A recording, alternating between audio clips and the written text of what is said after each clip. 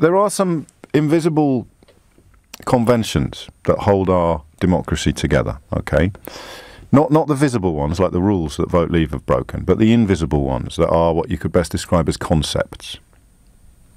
Collective cabinet responsibility is one of them, okay? That is the idea that everybody in the cabinet, after a period of debate and reflection, will agree to pursue a given policy. So Boris Johnson has made a complete mockery of collective cabinet responsibility, right?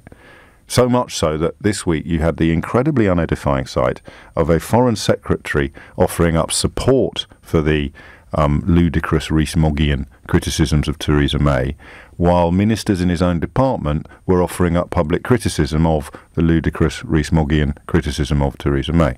The reason for that very simply being that the junior ministers in the Foreign Office are honest and Boris Johnson is not. So collective cabinet responsibility has gone out of the window. Individual ministerial responsibility, which I think was last seen in action, last seen in the wild, you might correct me on this, when Peter Carrington resigned after the Argentinians invaded the Falkland Islands. So you're going back to 1982. I think that was the last time a minister said, look, I didn't know anything about this. It's not my fault the Argentinians have invaded the Falkland Islands, but I'm the Secretary of State for... Is he Secretary of State of Defence or Foreign Secretary? Foreign Secretary, I think. Either way, he resigned because... Don't have a go at me, I was only 10. He resigned because it happened on his watch.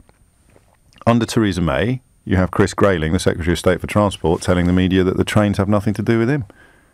That's individual ministerial responsibility, Chris Grayling style. And of course he moved to transport after making a complete kebab of the prisons and probation service.